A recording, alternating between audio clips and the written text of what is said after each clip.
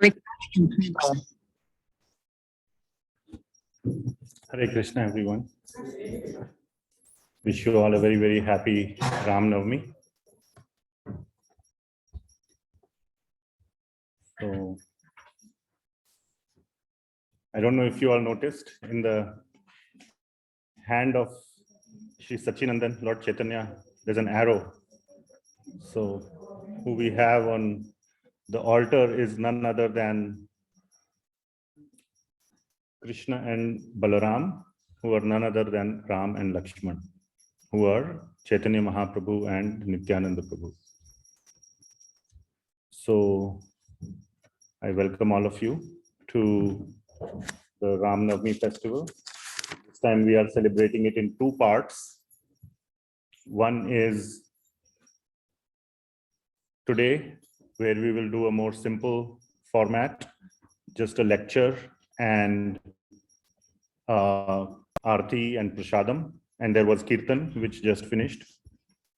And then on Sunday, again, it will be celebrated with cultural programs, dramas, and many other things, bhajans, and so many other things.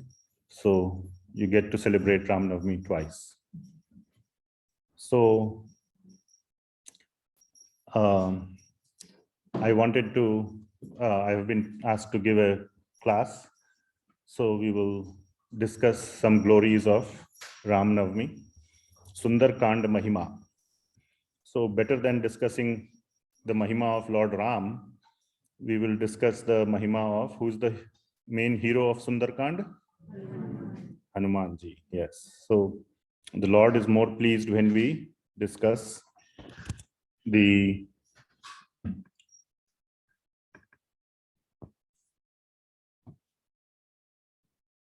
Mahima of Hanumanji.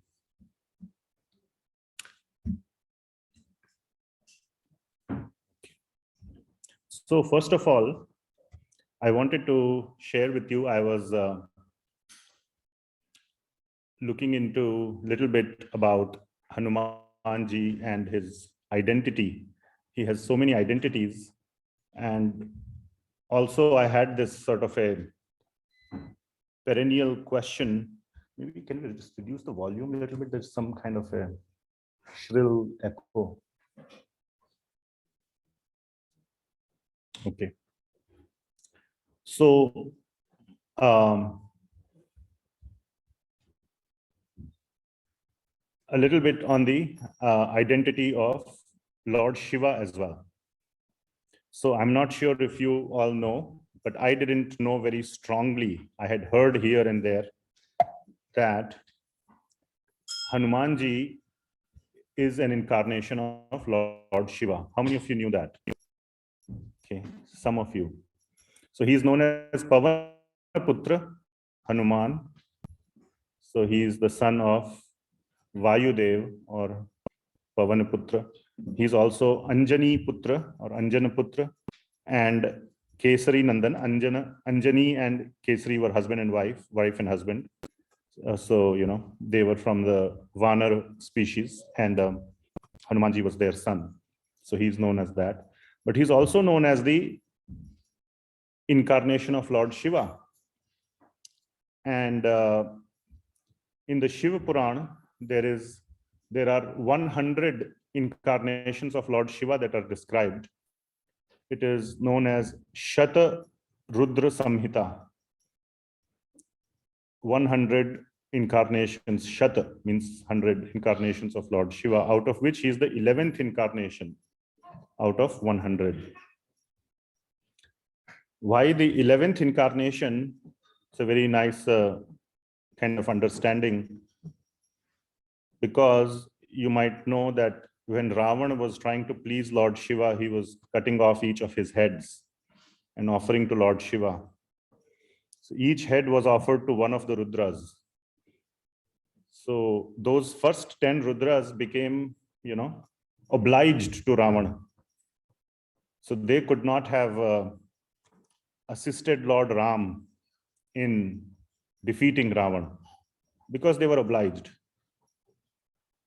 So Therefore, the 11th Rudra was not obliged. He had no obligation. So he could easily take the side of Lord Ram and fully assist him in defeating Ravan. Anyway, there is this beautiful chaupai in the Hanuman Chalisa, very, very famous. Probably the most famous composition of Goswami Tulsidasa ji, more famous than the Tulsi Ramayana. Hanuman Chalisa, at least I come from Uttar Pradesh in India. Hanuman Chalisa is like, I used to remember it when I was a child, but now I have forgotten. So there is this sixth chaupai, Shankara Swayam Kesari Nandan, Tej Pratap Maha Jagavandan. So Shankar Swayam Kesari Nandan. So Kesari Nandan means the son of Kesari. Nandan is the son. Who is the son of Kesari? Hanumanji. Shankar Swayam. So he is none other than Lord Shiva.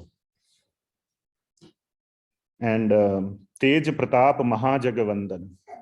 That Maha Jagavandan, the whole Jag, the whole world or the whole universe sings of his majestic glories, of his Teja and Pratap, of his valor and power and strength.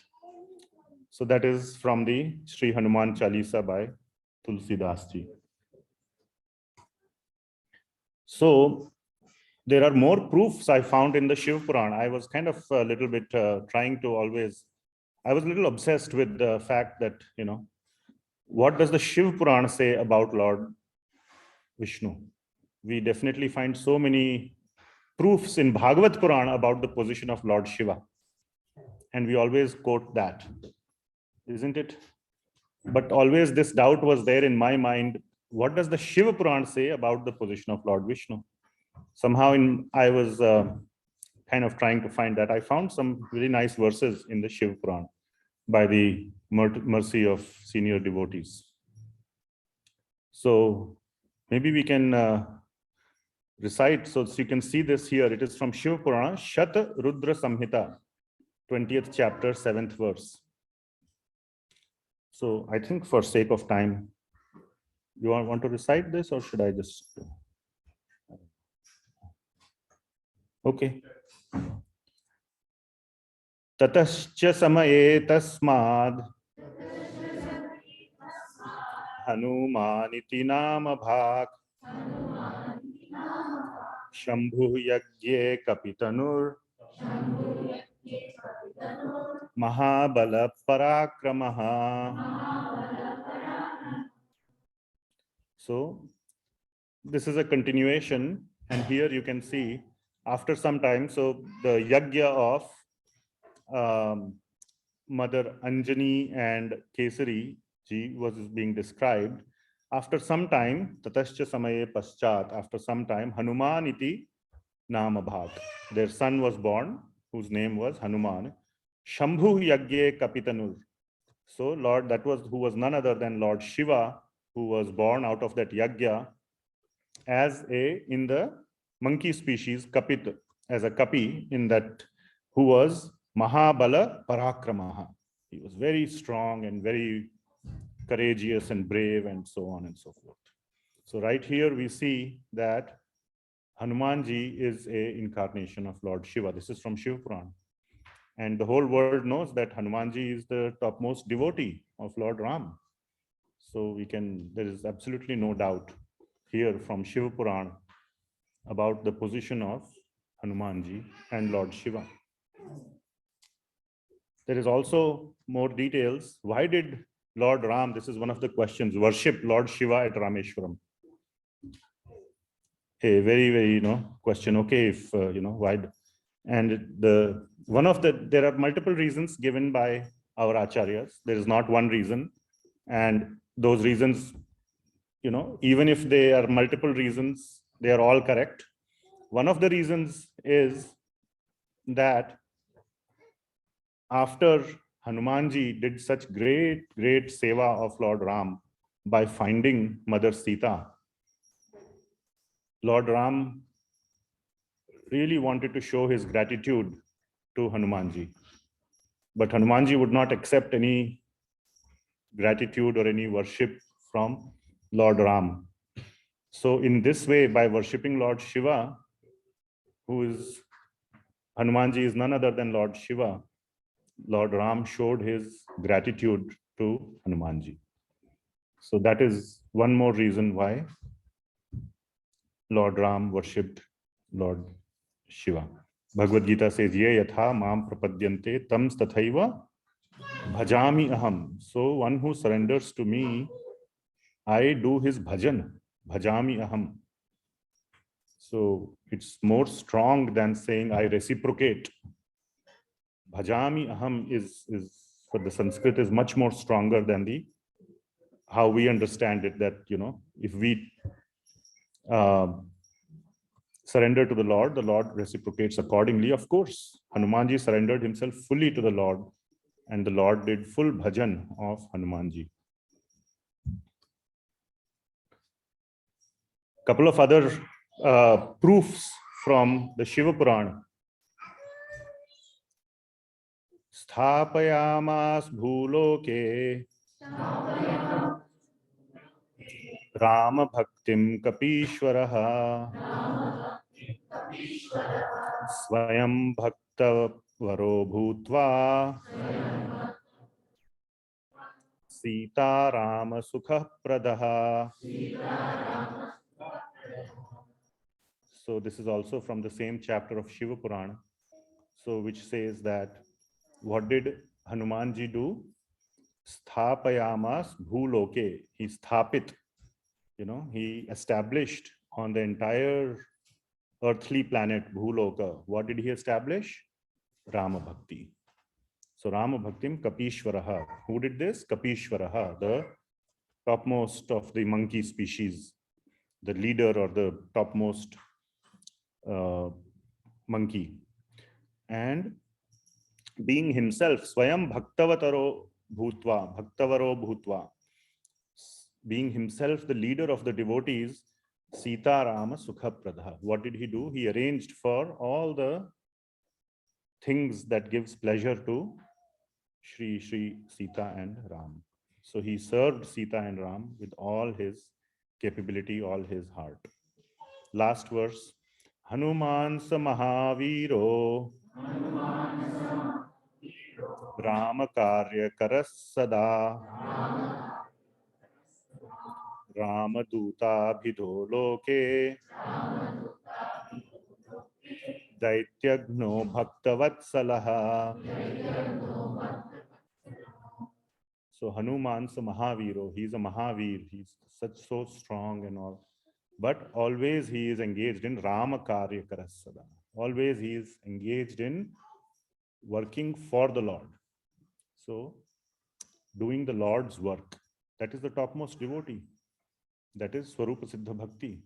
Whatever the Lord wants, whatever the Lord gets pleasure in, he does that. So always working for the pleasure of the Lord. Rama Duta Bhidho Loke, and he was the topmost messenger, Rama Duta Bhidho Loke, not just to Lanka when he took the message, which is the topic of today, Sundarkanda. He took the message of Lord Ram to two personalities.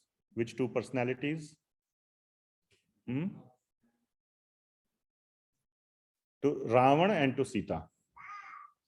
To Mother Sita, first of all, to find her and to give her the message, and to Ravan, that, hey, if this is your last and final offer. So, and of course, to many others, to Vibhishana and to so many others. Even, what was her name? Lankini. She saw first that,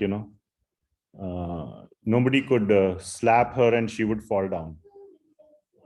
She was told by Brahmaji that if a monkey slaps you and you fall down, that means the end of Lanka has come. So first she tried to stop Hanumanji, but then he slapped her and she fell down. So that was a message. She then surrendered to Hanumanji. She said, now I recognize you because Brahmaji had told me that. So he conveyed sort of in an implicit way the message to so many people. And he is Daityagno. So he is Ramadut in the entire, for not just for Lanka, but for the entire world. He is the Ramadut. He propagates the message of Lord Ram through the entire universe. And he is the terror for the Daityas, for the demons, and Bhakta Vatsala. He is the supreme benefactor and the supporter and the most affectionate person for the devotees, Bhakta Vatsala. So the most important thing, I wanted to now change gears and take the topic to this topmost messenger topic. Messenger. So who are our topmost messengers of the, yes, so who are the messengers of the Lord who have come here to give us the message? So they are our acharyas, our gurujanas, the saints, the devotees who bring the message of the Lord to all of us. That is what was said here, not just to Lanka. Rama Duta Bhidho Loke, not Loka, Loke, to many, many lokas. It's a plural word. So, to our so many topmost, dearmost acharyas, and foremost among them being our dearmost Srila Prabhupada. He had no business to come to America or anywhere. He was very happy where he was. But only to share the message of the Lord, he came so far. And we are here together sitting under this roof because he came and established this wonderful society. And we can sit down here as a group and listen to Krishna Katha, Ram Katha, Chaitanya Katha, so many nice instructions for our benefit. So I wanted to take the direction of now. So the topic of the class was Sundarkanda Mahima. So now we will get into Sundarkanda Mahima. So all these wonderful things happen in Sundarkand, and we will see it through the eyes of Hanumanji being our, and we will draw some similarities with acharyas. How acharyas, their mood and their activities, how they resemble the activities and mood of Hanumanji. So when Hanumanji was, so I'll start. This is where Sundarkand starts. So, and last Sunday, Jai Sachinanand Prabhu started off, and I got this idea to give this topic today to kind of follow up from where he left off, so to say. Hanumanji, when the decision was made that, we should go in all directions, but nobody could go to Lanka, not just because it was separated by the sea. It had, some special protection where nobody could cross the sea, because, and there were those obstacles which Prabhuji described, Surasa and the other demons who were like, they were like, it's like, think of it like a big moat around a castle with crocodiles and alligators, and which you might have seen in some Lord of the Rings type or some old movies, big moat. So the ocean was a big moat around Lanka, and nobody really had done this before, to cross the ocean and go there, just like Srila Prabhupada did. And no one was ready. And even Hanumanji was not ready. I mean, not ready as in like, was not qualified, or nobody believed, everybody agreed, none of us can do it. But only on the strength of his faith and his shelter of Lord Ram, he immediately agreed that, yes, I will do it. Whether I jump, I will make the leap. Whether I reach there or not, whether I fall in the middle and die, no problem. All that is inconsequential. If it is for the Lord, it will be done. I will make a sincere attempt. But not only that, it's not like, sometimes, devotees, close their eyes on a red light, when they have to cross a road and say, Hare Krishna, and they start crossing. Lord will protect. We are doing Harinam Sankirtani. So what if it's a red light? We'll cross. That's not the right way. You have to be intelligent and expert. You have to use your intelligence. If it's a red light, don't cross, The Lord will not protect foolishness. So you have to be intelligent and expert. And we see last week, Prabhuji was explaining how intelligently Hanumanji, navigated through all the problems. He just didn't was not swayed away by emotion. He kept his presence of mind. He kept his intelligence front and center. And just like Prabhupada, he was used all the ways, he never let go of his intelligence. Always used his intelligence. Of course, there is dependence on the Lord, but the Lord has given us the intelligence. Buddhim buddhimatam asmi. So, buddhi is also given by Krishna, but then we are supposed to, use that intelligence. We are not supposed to forget that, that is one of the things that has been given by the Lord. So we must all use our intelligence. It's not like you have to close our minds and intelligence and then worship or do activities of bhakti. So Hanumanji very expertly navigated through all the troubles and was able to reach Lanka. And another point, what did he see on reaching Lanka? When he reached Lanka, what did he see? What was the first vision he saw? Anybody? So I'm going by a combination of Ramcharitmanas. I have the Ramcharitmanas here, and I read Valmiki Ramayana also long back. So I'm kind of mixing both of those versions. But both of them say that the first thing he saw was a lot of opulence, gold and glitter and beautiful palaces, even more beautiful than anywhere else in Ayodhya or so and so. Of course, Hanumanji had not seen Ayodhya, but very beautiful. So the point is that Hanumanji was not at all attracted by any of that. He was single-minded. Vyavasayatmika buddhi ekeha kurunandana. His mind was one-pointed on his purpose to find Mother Sita. So all this, even Srila Prabhupada, America was so much more fun, That's what we come here for. But he also came from India, and we come here for something else. And he came here for something entirely different. And he also had all the opportunity, to, enjoy, but he did not.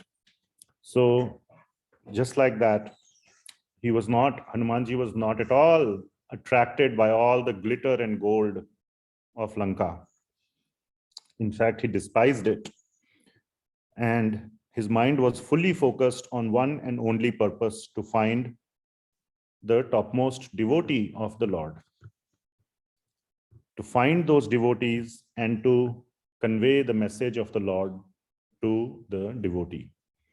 Just like our acharyas, they are always looking out for those who are favorable to receive the message of the Lord, and then they give the message of the Lord. They don't get swayed or distracted by all the other nonsense around it. And he saw a lot of nonsense. It is described right here in Ramcharitmanas, how he saw all demons, and they were, eating flesh and, doing all, activities. All the things are described here. Even they were eating human flesh and this and that. And humans were like tiny, puny species for the demons. That's why Ravan said, other than monkeys and humans, nobody else should be able to kill me. That's what the boon he got from Brahmaji. Because he thought humans and monkeys are that I can deal with easily. So they were regularly eating humans. Breakfast, lunch, and dinner. So I don't know where they got the humans from, but whatever. So anyway, so that's all that he saw, but he was not swayed, first of all, and he didn't bother. He was like, why do I care? So it's not like he was out there to clean up the mess. But our acharyas, our saints, their business is to find the devotees in the gutters. However, maybe the lowliest of places, the most useless, the most what should I say? The most abominable, very fallen places, and very strong correlation to Srila Prabhupada as well. He lived in the Boweries of New York. He was not swayed by, oh, he's drinking and he's, doing this or cigarettes. In fact, he lived with somebody who was, smoking or this or that, but he was focused on his purpose. He was not out there to clean up the sewers. His purpose was to find those favorable people to whom he can give the message. And who was the first favorable person he found there? Vibhishan ji. So he heard the name Ram coming from that house. And so that is the introduction. The introduction of a devotee is that they always have the name of the Lord on their tongue. So, and then he also chanted the name of Ram. And that was the introduction. Not like, hi, I'm so-and-so, you are so-and-so, and this and that. So one always introduces himself by putting the name of the Lord on his tongue. That is the introduction of a devotee. That's the best introduction of a devotee. So they became very, very good friends. And I'll fast forward. By the help of Vibhishanji, he was looking for Mother Sita everywhere. He went to the palace of Lanka, of Ravan. He saw Ravan also. He saw all his various wives, and obviously he knew that they are not Mother Sita. And then Vibhishanji gave him the clue that Mother Sita will be found in Ashoka Vatika. So one devotee leads to the other.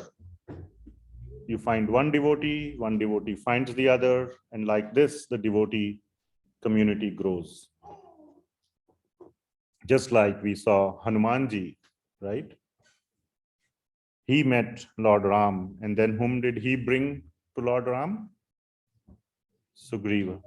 So one devotee always connects the Lord to another devotee. That's the job of a devotee, to help connect more and more favorable people to the acharyas, to the saints, who will connect them to the Lord. So we see so many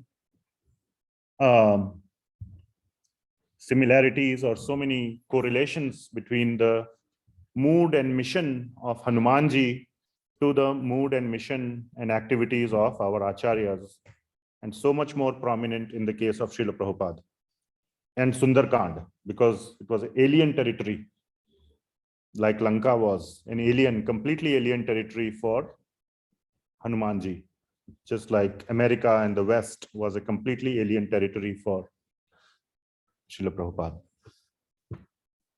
So finally, Hanumanji sees Mother Sita and immediately recognizes her because of her, first of all, such,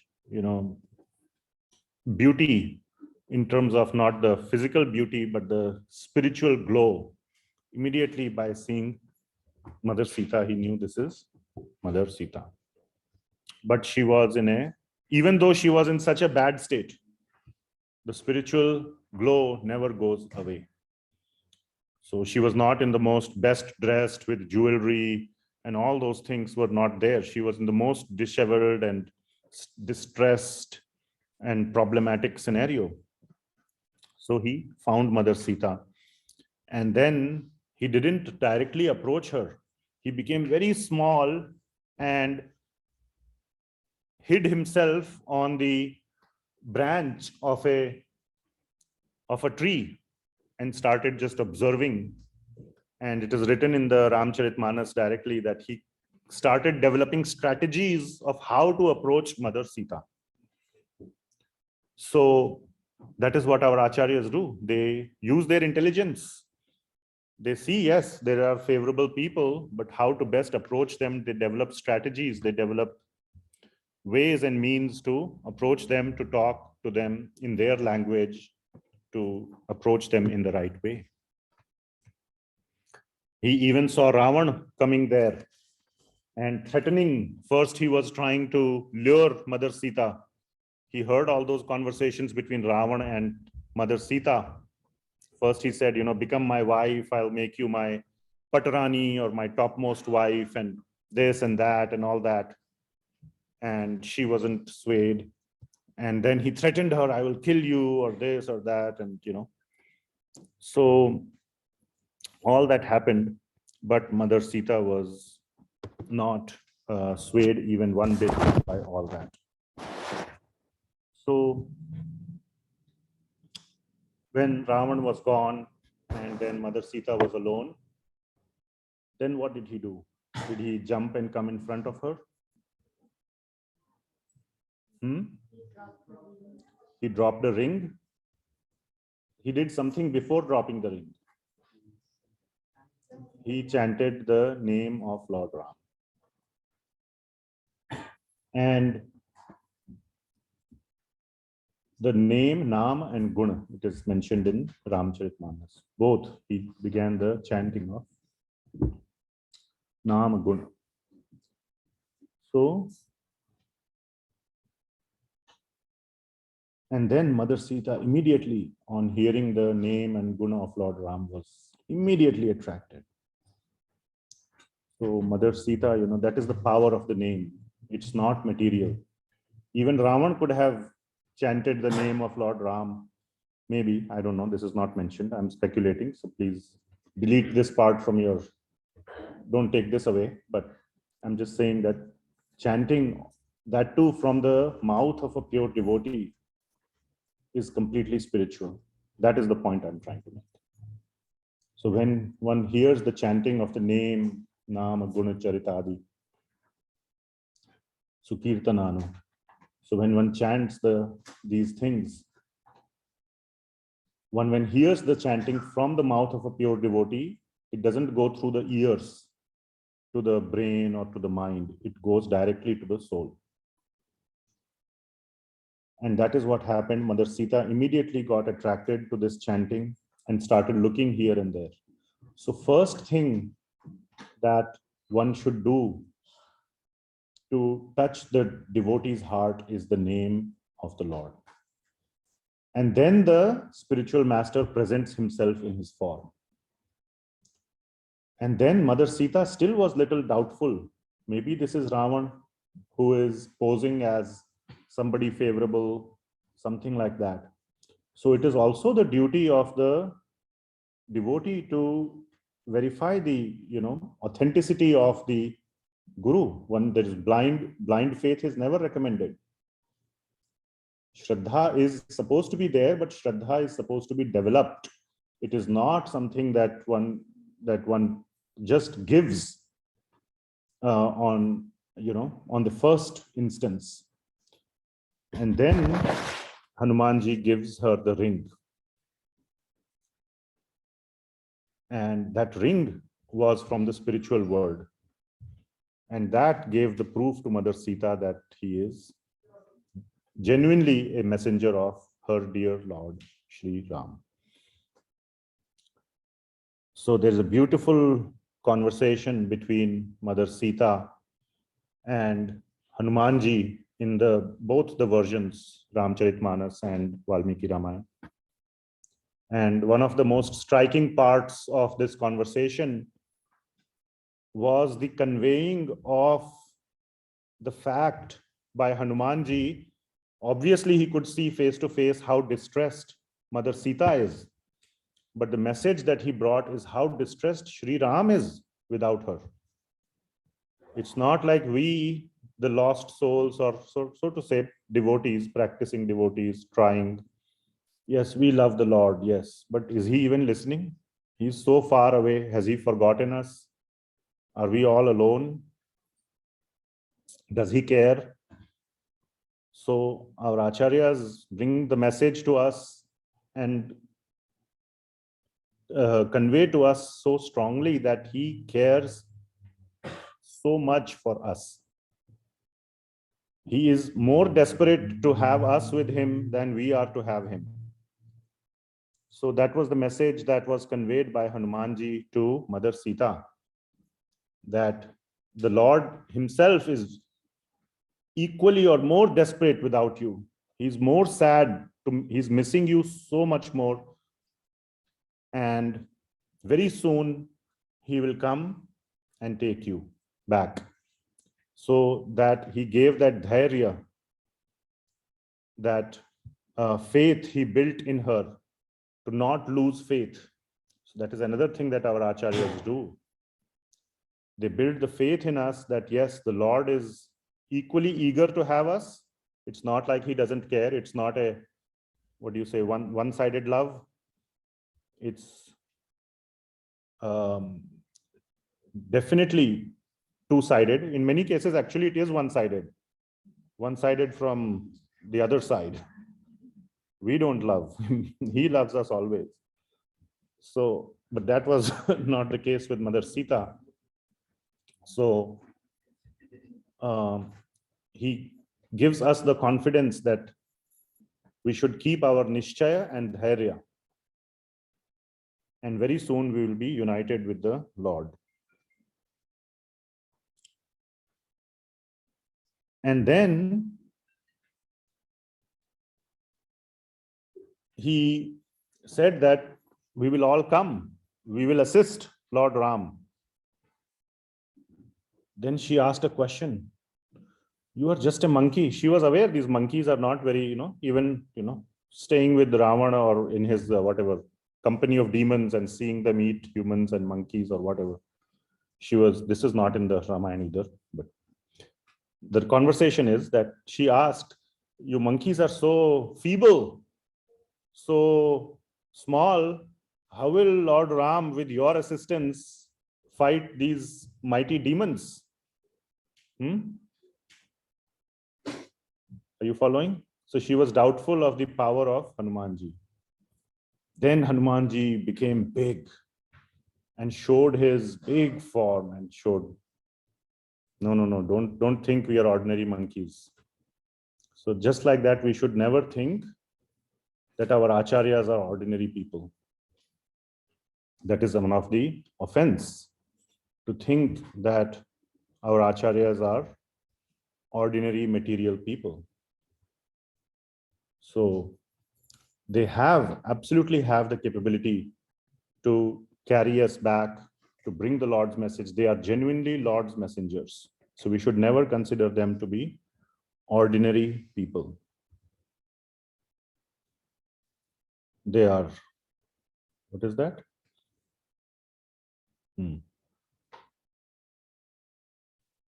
Sixth verse. How does it start? Of NOI? You remember that? Gangam Bhasam.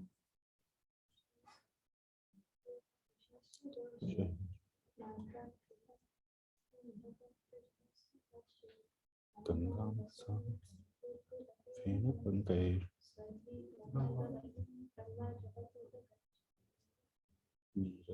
Very nice, wonderful. So the spiritual masters, even the waters of the Ganga, it may appear to be dirty many times, but it is Brahma Drava. It is like a spiritual liquid. Even though materially it may seem small or contaminated, it is never contaminated like the water of the Ganga. So even though the spiritual masters maybe appear like a human being, they also get fever. Sometimes they get headache. Sometimes they will say, I'm tired, cancel the class. Happens, right? Sometimes, they get COVID and pass away. Sometimes they have cancer and pass away. But that does not mean they are not genuine messengers of the Lord. So he showed his strength to Mother Sita, and Mother Sita was fully convinced on seeing the strength of Hanumanji. Yes. So her utsaha was built, her enthusiasm or her faith and confidence was built that I can endure more. This trouble, this word, I can endure because I have the support now of Hanumanji and all the other monkeys, so to say, all the other saintly people who are assisting the Lord. So with their company, with their support, we can endure the problems of this material world.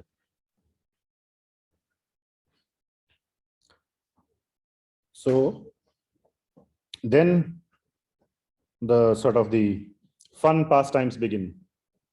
So then after, getting the message, conveying the message, Hanumanji felt hungry. So he said, you want to eat something? So Mother Sita innocently said, there are some fruits and all here. You can have some fruits. She was also eating some fruits and roots. So she said, you also can eat some fruits and roots. And Hanumanji needed that permission. Just that much permission he needed.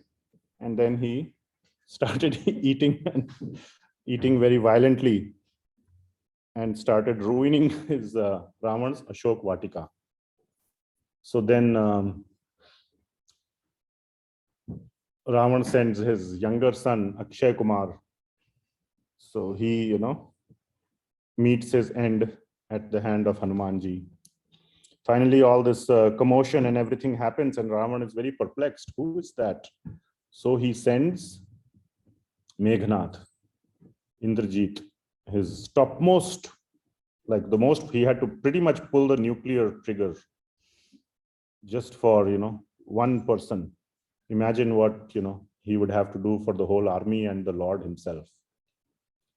And Meghnad comes and first tries to capture Hanumanji, and finally he too has to pull the final nuclear trigger, which is the Brahmastra.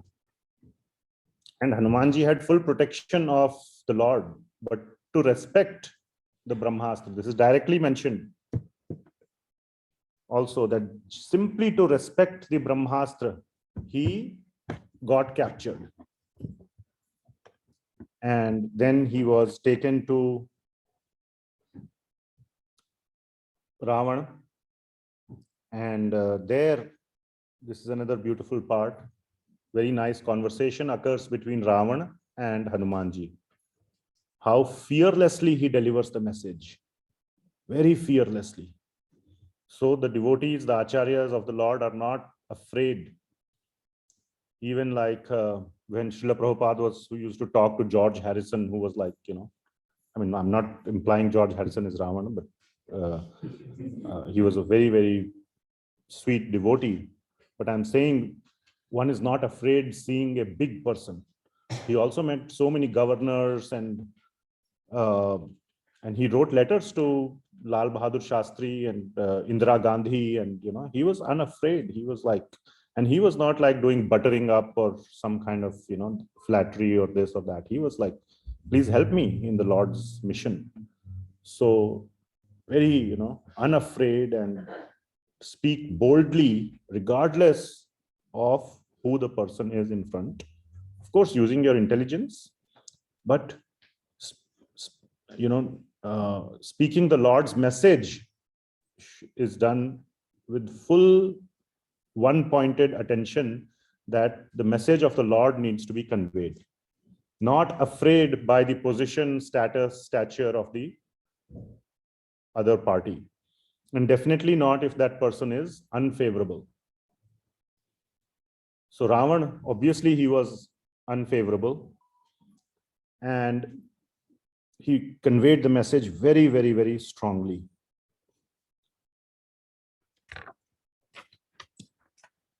And after hearing the message, the nice conversation occurs, and Ravan blasts back at Hanumanji, and all that happens. And finally Ravan says, kill him, I'm going to kill you. Of course, he wouldn't have been able to, but at that time Vibhishana interrupts and says, that's not the right etiquette to kill a messenger. So let us give him some small punishment, but let us leave him so that he can take back our message to Shree Ram. He wanted the message. Now Vibhishana was not fully aware of the capability of Hanumanji as much. So his hidden agenda was that if he gets killed, then Lord Ram will not get the message. So he wanted that message to be passed back. So that was his hidden agenda as well. So he interrupted. Due to some reason, Ravan, some sense prevailed, He didn't attempt to kill. Obviously, he would have not have been successful, but he didn't attempt. And then he says that, what did he say?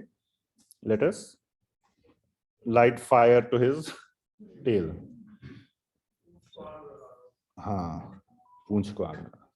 So they got a lot of cloth and oil. And it is said here in the Ramcharitmanas that Hanumanji started extending his tail.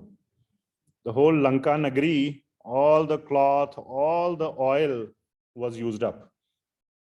And he kept extending it. So finally, when everything was exhausted, they could find no more cloth, no more oil to tie on his tail. Then they lit fire on his tail. And Hanumanji immediately became very small. So he got released from his ropes and ran away. And then he thought, let me show what one soldier of Lord Shree Ram can do.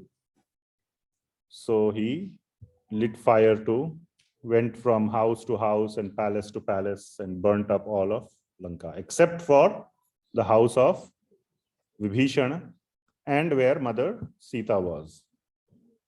Apart from those two places, the whole Lanka was burning.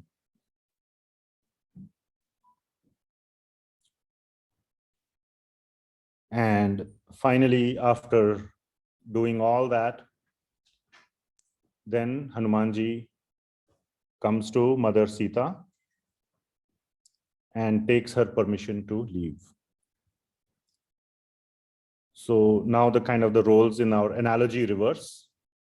Hanumanji is the devotee, Mother Sita is the senior position. So before taking up any project, we take blessings of our seniors. So Hanumanji, before departing, he took permission of Mother Sita. Mother Sita gave him the Chudamani jewel, which is like a hair jewel, like you put here. You might have seen. So that is the Chudamani jewel. She gave him as the proof of to Lord Ram. And then he goes to the ocean to extinguish his fire, the tail, and goes back to Lord Shree Ram. And there he is greeted very, very wonderfully by Jambavant, Sugriv, and so many other friends. And he conveys the wonderful message of the finding of Mother Sita. And they all go and take this wonderful message of to Lord Ram of the finding of Mother Sita. So that is a great project that was accomplished by Hanumanji. The whole of Kishkindha Kand, there is one Kand, full Kand, dedicated to the finding of Mother Sita. It's not the longest Kand, it's or a chapter or a canto, but still where Lord Shree Ram meets Sampati and so many other things happen and are unable to find. Of course, the Lord knows everything, but still in his pastime, in his Lila, he's unable to find Mother Sita. And that feat, which nobody could accomplish, Hanumanji accomplished. So like this, the topmost devotees of the Lord accomplish those feats which even sometimes the Lord cannot accomplish or part of his Leela, just like our 6 Goswamis. Chaitanya Mahaprabhu says about Rupa Goswami, Shri Chaitanya Mano Bhishtam, that you fully understand my mind. So he is, he discovered all these, what is that line? H. Chhe Gosai, Braja Koile Bas, Radha Krishna, Nitya Leela, Korilo Prakash. So they found all these places, whatever Lord Chaitanya wanted to do or quote unquote could not do or did not do, his topmost devotees do. These super excellent feats are accomplished by the devotees for the pleasure of the Lord. And what do they get in return? So this is our final picture here. They get the protection of the Lord, the association of the Lord. That is the topmost achievement and pleasure for a devotee. Of course, the latter one is a cartoon or like a painting. There is no such. Don't. Srila Prabhupada may have seen Lord Krishna, but obviously he would never say that. But that is what the devotee gets in return. That is his only takeaway, or his only interest is to get the blessings, the love, and the reciprocation of the Lord.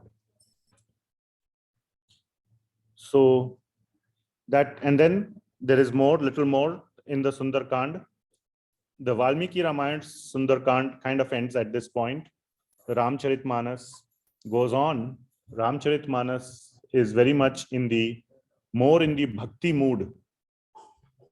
And then it goes on to describe the glories of Hanumanji and how all the other army of Sugriva's army, how they are glorifying Hanumanji, and how they are now full of, after Hanumanji has performed this wonderful feat of finding Mother Sita, now they are full of utsah, they are full of enthusiasm, and they are strategizing, we'll do this, and this I will attack, and this is what we will do. And now they are all in this planning, organizing, full of enthusiasm. The mood has completely changed.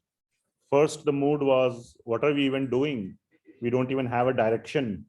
Sugriva had divided his army into 4 and sent one to the north, one to east, one to west, one to south. And they didn't even have a proper direction. Where is Mother Sita? And that whole mood has completely changed to, okay, now they are looking forward to something. And all of that happened only because of Hanumanji. So it was all Hanumanji's doing. So we will end here. Shri Ram Navami Maha Mahotsav ki Jai. Shri Ram Lakshman Sita Hanuman ki Jai. Srila Prabhupada ki Jai. Are there any comments, corrections, or questions?